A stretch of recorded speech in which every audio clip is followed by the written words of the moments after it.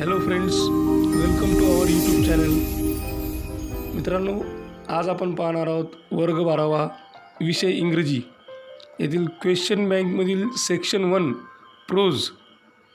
यामध्ये काही scene passage देण्यात आलेले आहेत 12 मार्कांसाठी. तर त्यातील पहिला सीन पॅसेज आपण पाहूयात.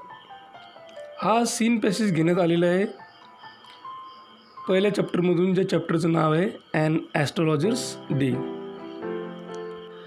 Read the extract and complete the activities given below. की खाली दिलेला एक्स्ट्रॅक्ट पॅराग्राफ तुम्हाला वाचायचे आणि त्यानंतर खाली दिलेल्या ॲक्टिव्हिटीज पूर्ण करायचे आहेत.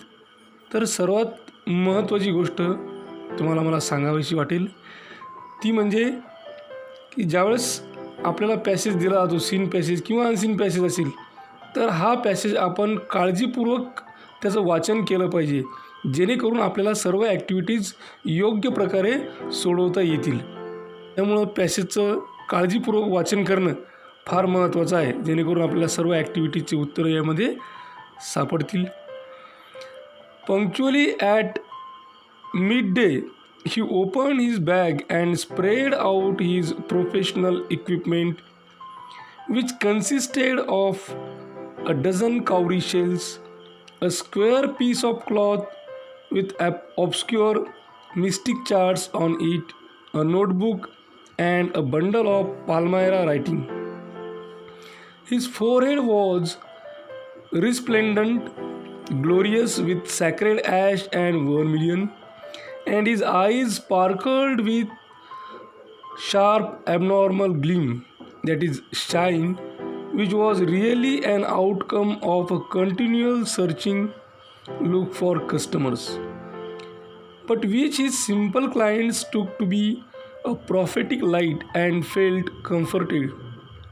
The power of his eyes was considerably enhanced by their position placed as they were between the painted forehead and the dark whiskers, that is mustache,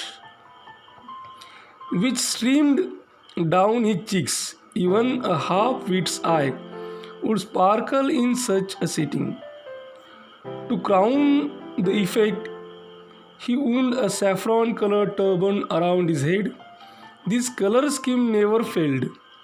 People were attracted to him as bees are attracted to cosmos or dahlia stalks.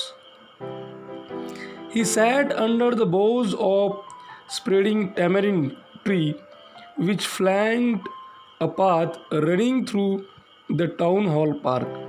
It was a remarkable place in many ways. A surging crowd was always moving up and down this narrow road from morning till night. A variety of trades and occupations was represented all along its way.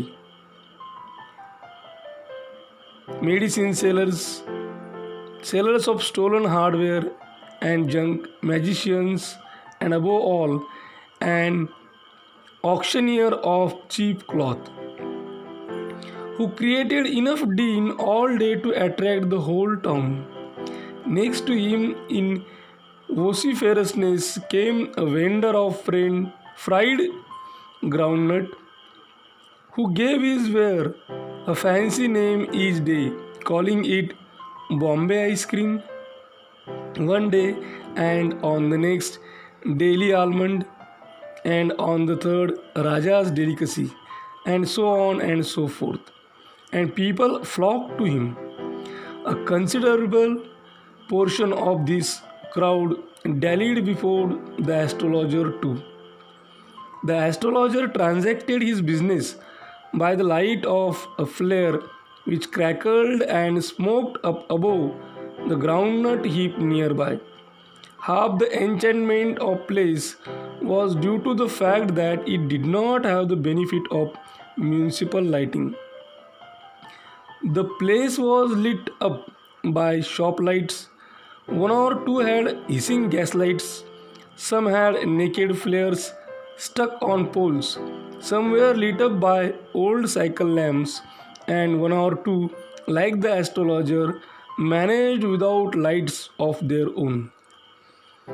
It was a bewildering crisscross of light rays and moving shadows.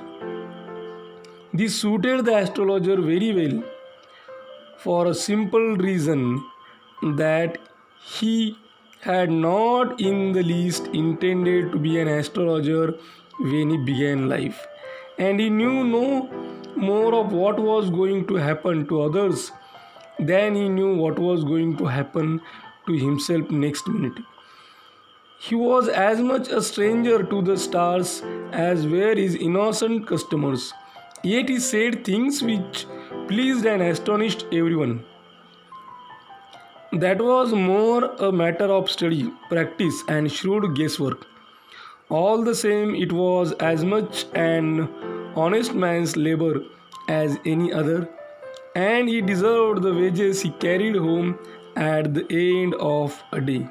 तर हा होता passage. आता आपण यावर आधारित activity सोडवूयात. तर activity A1 आहे, state if the given statements are true or false.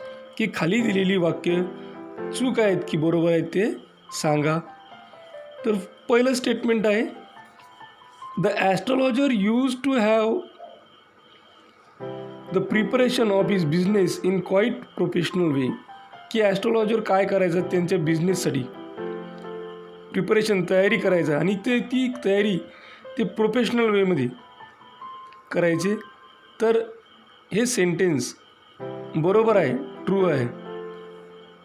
आपण पाहिलं की जशा पद्धतीने तो मांडणी करायचा, that was the professional way. Second sentence, the physical appearance of the astrologer hardly created an impact on the customers.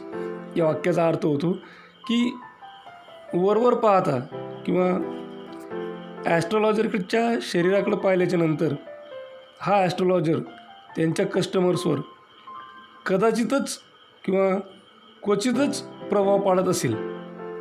तर आपण पाहिलं की हा जो ॲस्ट्रोलॉजर होता याचा त्यांच्या कस्टमरवर खूप चांगल्या पद्धतीने प्रभाव पडत होता. त्याच्यामुळं सेकंड सेंटेन्स हे फॉल्स आहे, चुकीचं आहे. Third sentence, the place was busy with a variety of occupations. की ती जी जागा होती त्या ठिकाणी बरेचसे विविध प्रकारचे ऑक्युपेशन्स व्यवसाय हे चालत होते. तर हे सेंटेन्स ट्रू आहे. फोर्थ आहे, the astrologer style of handling the business lies in his skills. की ॲस्ट्रोलॉजरची लोकांना हाताळण्याची जी स्टाईल होती, जी शैली होती बिझनेस हाताळण्याची, ती त्याच्या कौशल्यामध्ये होती. तर हेही वाक्य बरोबर आहे, ट्रू आहे. आता वळूयात ॲक्टिव्हिटी A2कडे. Complete the given web. खाली दिलेली वेब डायग्राम आपल्याला पूर्ण करायची आहे. वेब डायग्रामच्या सेंटर पॉईंटला दिलेले ॲक्टिव्हिटीज ऑफ दी ॲस्ट्रोलॉजर. तर ॲस्ट्रोलॉजर ह्या कोणकोणत्या ॲक्टिव्हिटीज करत होता, त्या 4 ॲक्टिव्हिटीज आपल्याला लिहायचे. तर पहिली ॲक्टिव्हिटी आपल्याला लिहिता येईल की he open his bag and spread out his professional equipment. Second activity आपण लिहू सर्चिंग फॉर कस्टमर्स. त्याचा जो सर्चिंग लुक होता कस्टमरच्या, तीसुद्धा एक ॲक्टिव्हिटीज आहे. त्यानंतर ज्यावेळेस कस्टमर ज्यांच्याकडे यायचं त्यावेळेस ही ॲनालायझिस ह्युमन ट्रबल्स. की लोकांच्या जो त्रास आहे तो समजून घेण्याचा तो प्रयत्न करायचा. त्यांना काय व्यथा आहे, काय होतं आहे, काय नाही हे तो जाणून घेण्याचा किंवा त्याचं विश्लेषण करण्याचा प्रयत्न करायचा आहे. आणि त्यानंतर सांगितलं की फ्लॅटर्स दी कस्टमर्स. की येणाऱ्या जे कस्टमर आहेत या कस्टमरची तो ज्याला आपण खोटी स्तुती म्हणू तशा पद्धतीने तो त्याची स्तुती करायचा. ॲक्टिव्हिटी A3 आहे, the astrologer was a shrewd जज ऑफ अ कॅरेक्टर. जे काही पात्र असेल या पात्राला जज करण्याचं खूप चांगल्या पद्धतीचं काम हा ॲस्ट्रोलॉजर बारकाईनं निष्णातपणे काव्यबाजपणे करायचा. Explain with some details from the extract. हे आपल्याला एक्स्ट्रॅक्टमधील काही डिटेल्सच्या मदतीनं एक्सप्लेन करायचे. आन्सर आपण लिहूयात. When any customer used to visit the astrologer he does not open his mouth unless he listens 5 to 10 minutes from the customers. He gets information about the character, about the problems, about the personal life of his customer. So we can say him as a shrewd judge. He has great listening power.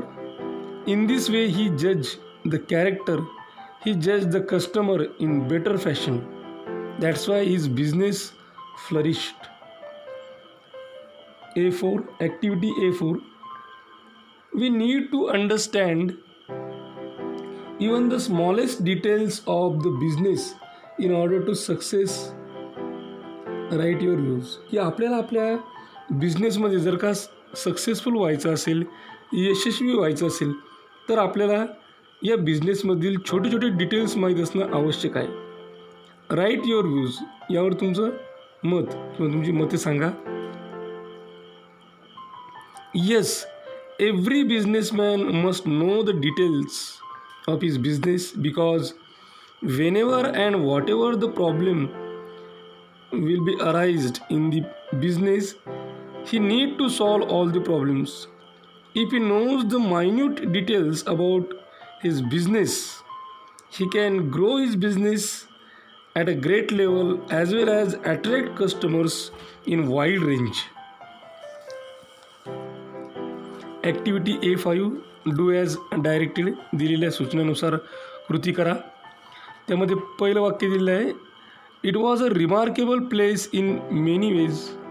आणि कंसात सूचना दिलेली आहे, choose correct alternative to rewrite the given sentence as an exclamatory sentence. की वरील वाक्याचं जर का आपण एक्सक्लेमेटरी सेंटेन्समध्ये केलं तर खालीलपैकी कोणता पर्याय बरोबर राहील. आता बघा वाक्य कोणतं आहे की it was a remarkable place in many veg. आता याचं ज्यावेळेस आपण एक्सक्लेमेटरी सेंटेन्स करतो त्यावेळेस हाऊ आणि व्हॉट अशा पद्धतीनं आपण वापरत असतो. आता दिलेल्या वाक्यामध्ये बघा it was a remarkable place. A remarkable आलेलं आहे त्याच्यामुळं आपण काय करतो, याच्या अगोदर व्हॉट लावत असतो. मग what a remarkable place in many ways it was अशा पद्धतीचं याचं उत्तर यायला पाहिजे. आणि असं त्यांचं अशा पद्धतीचं उत्तर हे तिसऱ्या पर्यायामध्ये आहे, त्यामुळं तिसरा पर्याय बरोबर आहे. सेकंड सेंटेन्स आहे, ही spread out his professional equipment which consisted of a dozen cowrie shells. आणि कंसात सूचना दिलेली आहे, choose correct alternative to rewrite the given sentence as a compound sentence. की वरील वाक्य जर का आपल्याला कंपाऊंड सेंटेन्समध्ये पुन्हा लिहायचं असेल तर अशा वेळेस खालीलपैकी कोणता पर्याय बरोबर राहील. कंपाऊंड सेंटेन्स करायला सांगितलेलं बघा. कंपाऊंड सेंटेन्समध्ये 2 क्लॉज असतात. हे दोन्हीच्या दोन्ही क्लॉज मेन क्लॉज असतात आणि हे 2 क्लॉज हे कोऑर्डिनेटिंग कंजंक्शन यांनी जोडले जातात. मग त्यामध्ये अँड, बट, ऑर अशा पद्धतीची. आता वाक्य पहा, he spread out is professional equipment which consisted of dozen cowrie shells. की पहिल्या वाक्याला पुष्टी करणारं दुसरं वाक्य आहे, त्याच्यामुळे हे वाक्य आपल्याला अँडनं जोडावं लागेल. मग आता पर्याय पहा कोणकोणते दिलेले आहेत की ही spread out is professional equipment but it consisted of a dozen cowrie shells. हा पर्याय होणार नाही. सेकंड पर्याय जो आहे, ही spread out is professional equipment and it consisted of dozen cowrie shells. तर हा पर्याय या ठिकाणी बरोबर राहील. खाली एक अँडचा पर्याय आहे पण त्याच्यानंतर इट हॅड कन्सिस्टेड अशा पद्धतीने दिलेलं असल्यामुळं पर्याय क्रमांक 2 हाच या ठिकाणी ॲप्रोप्रिएट राहील, योग्य राहील. आता वळूयात A6कडे. A6 हा प्रश्न व्होकॅब्युलरीवर बेस्ड असतो. Find the synonyms of the following words from the passage. ही खाली दिलेल्या शब्दांचे सिनॉनिम म्हणजे समानार्थी शब्द आपल्याला पॅसेजमध्ये शोधून लिहायचे आहेत. पहिला शब्द दिलेला आहे आपल्याला कन्फ्युजिंग. तर कन्फ्युजिंग या शब्दाचा आपण पॅराग्राफमधून शब्द कन्फ्युजिंग म्हणजे गोंधळलेल्या अवस्थेत असणे, तर त्याला आपण शब्द लिहू शकतो बिविल्डरिंग म्हणजे गोंधळणे, गोंधळून जाणे, गोंधळलेल्या अवस्थेत असणे. बी आहे हँगिंग अराउंड, की आजूबाजूला कोणत्याही प्रकारचं काम नसताना घुटमळणे, दॅट इज हँगिंग अराउंड. तर यासाठी शब्द आहे डॅलिड. त्यानंतर आणखी एक शब्द खाली आपल्याला सापडतो, तो आहे सर्जिंग, सर्ज और सर्जिंग. तिसरा शब्द दिलेला आहे डिफिकल्ट टू अंडरस्टँड, की जे आकलनाला अवघड आहे अशासाठी शब्द दिलेला आहे ऑब्स्क्युअर. ऑब्स्क्युअर म्हणजे कठीण. चौथा शब्द दिलेला आहे मॅजिकल इफेक्ट.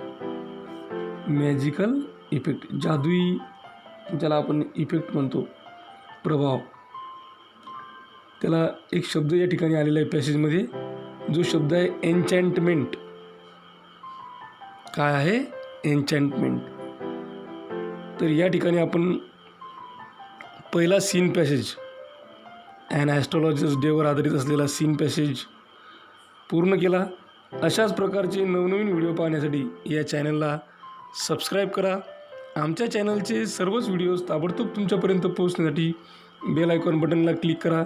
हा व्हिडिओ तुम्हाला आवडला असेल तर लाईक करा. तुमच्या मित्रमैत्रिणींमध्ये, गरजू विद्यार्थ्यांमध्ये जास्तीत जास्त प्रमाणात शेअर करा.